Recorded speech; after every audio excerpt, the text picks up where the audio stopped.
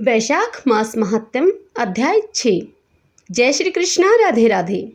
भगतजनों, आज हम वैशाख महात्म्य के अध्याय 6 की पावन कथा का रसपान करेंगे। सर्वप्रथम भगवान का सुमरण करते हुए श्री कृष्ण गोविंद हरे मुरारी, हे नाथ नारायण वासुदेवा।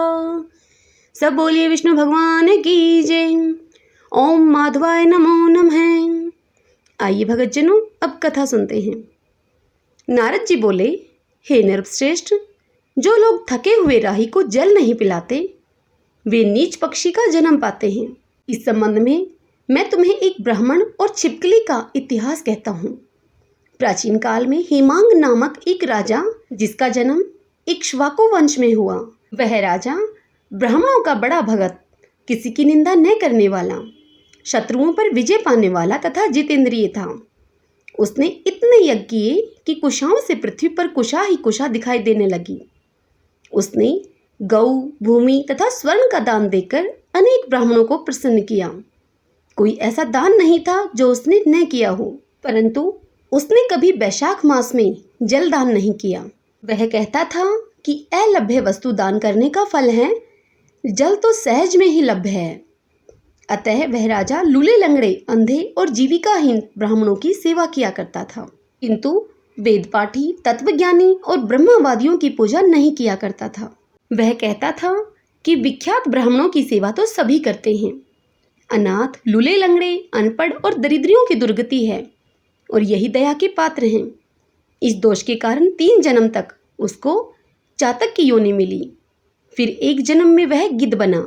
उसके पश्चात फिर वह 7 जन्म तक कुत्ते की योनि में रहा। फिर एक राजमहल में छिपकली की योनि में वह उत्पन्न हुआ। इस प्रकार उस राजा को मिथिलापुर के राजा श्रुति कीर्ति के घर छिपकली बनकर द्वार की चौखट पर कीड़ों का भक्षण करते हुए 87 वर्ष बीत गए। एक समय श्रुति देव ऋषि भूखे प्यासे दोपहर के समय मार्ग के थके हुए मिथिलापति के घर आए। राजा ने खड़े होकर उनका बड़ा आदर सत्कार किया, मधुपर्क आदि करके पूजन किया और उनके चरण धोकर अपने माथे पर उस जल को छिड़का। दैव योग से उस जल की एक बूंद छिपकली पर भी पड़ गई। उस जल के पड़ते ही उसको अपनी पूर्व योनियों के जन्म का ज्ञान हो गया और हाय हाय करके वह कहने लगा, हे ब्राह्मण देवता, मेरी रक्षा करो, मेरी रक्षा करो।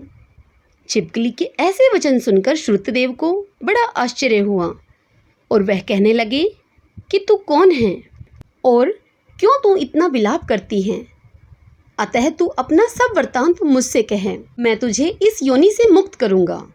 यह वचन सुनकर वह छिपकली कहने लगी, हे ब्राह्मण, मैं इक्ष्वाकु कुल में उत्पन्न हुआ वेद शास्त्रों का ज्ञाता था।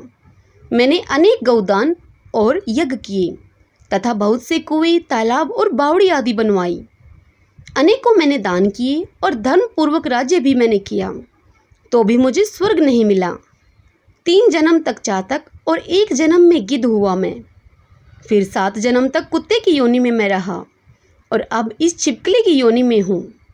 यह राजा आपका चरणोदक छिड़क रहा था तो उसकी एक बूंद मुझ पर भी गिर गई, जिससे मुझे पूर्व जन्मों का वृत्तांत स्मरण हो आया है और मेरे अनेक पाप नष्ट हो गए।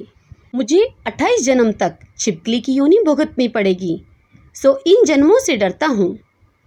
आप अब कृपा करके कहिए कि मेरी ये दशा कैसे हुई। तब ऋषि ने अपने ज्ञान चक्षु के द्वारा सब कुछ जान लिया और ऋषि उससे कहने लगे कि मैं तुम्हारी इन योनियों का कारण जान गया हूँ। तुम ध्यान से सुनो। तुमने भगवान के प्यारे वैशाख मास में कभी जल का दान नहीं किया। तुमने जल सुलभ जानकर यह समझ लिया कि यह तो बिना मूल्य ही मिलता है और धूप एवं मार्ग के प्यासे ब्राह्मणों को जलदान नहीं दिया तुमने। महात्माओं की अवज्ञा इस लोक और परलोक दोनों में ही दुखदायी है। सज्जनों की पूजा ही धर्म, अर्थ, काम और मोक्ष को देने वाली है। जैसे मंद आदमियों की संगति से कुछ फल नहीं मिलता, वैसे ही तीर्थ और मूर्तियों से तत्काल कुछ फल नहीं मिलता, परंतु महात्मा तो दर्शन मात्र से ही पवित्र कर देते हैं। साधु सेवा से कोई सज्जन दुखी नहीं होता। न तो तुमने जलदान दिया, न साधुओं की सेवा की, इसी कारण तेरी यह दुर्गति हुई है। अब मैंने जो वैशाख में पुण्य किया है वह तुझे दूंगा मैं, उसी के फल से तेरी शांति होगी। इससे तेरे भूत, भविष्य और वर्तमान तीनों कालों के कर्मों के संस्कार दूर हो जाएंगे। यह कहकर ऋषि ने जल स्पर्श कर एक दिन के वैशाख स्नान का फल उसको दे दिया।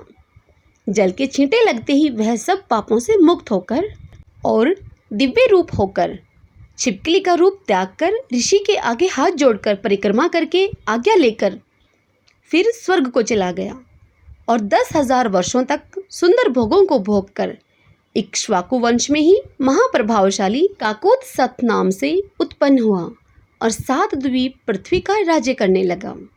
वह न्यायपूर्वक राज्य करता था। एक दिन वशिष्ठ मुनि उसके राज्य में आए। उन्होंने उसे वैशाख मास के समस्त धर्म कर्म भी बतलाए। तब राजा ने मुनि के बताए अनुसार सभी कृत्य किए और सब पापों से छुटकारा पाकर विष्णु की सायुज्य मुक्ति प्राप्त की। यह वैशाख मास सब फलों को देने वाला है। इस पवित्र मास में जो मनुष्य यथाशक्ति दान धर्म करता है वह दीर्घायु होकर भगवान का प्रिय बनता है और सब पापों से छुटकर बैकुंठ लोक को जाता है। हरि ओम तत्सत। भगतजनों, इस अध्याय की यह कथा यहीं पूर्ण हुई।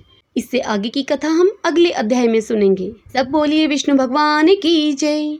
ओम नमो भगवते वासुदेवाय। ओम माधवाय नमो नमः।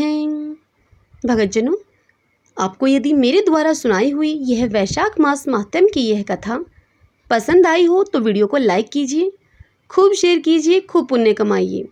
जिस प्रकार मैं आपको सुना रही हूँ आप भी किसी दूसरे को सुनाएंगे, किसी दूसरे के पास शेयर करेंगे तो आपको भी पुण्य मिलेगा। ज्ञान बांटने से बढ़ता है। जय श्री कृष्णा। राधे राधे।